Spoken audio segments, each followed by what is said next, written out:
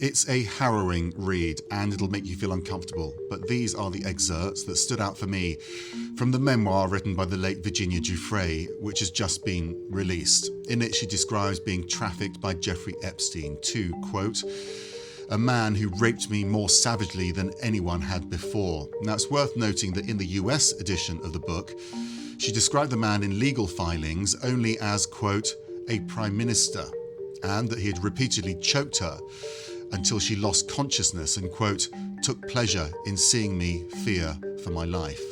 Giuffre doesn't name the Prime Minister or many of the other men that she writes about in this book. Her co-author, Amy Wallace, says it shouldn't be up to the survivors of abuse to out their abusers. It should be the authorities, which is why she's calling for the so-called Epstein files to be released. Giuffre does name Epstein and Prince Andrew, of course, who she says she had encounters with in multiple locations.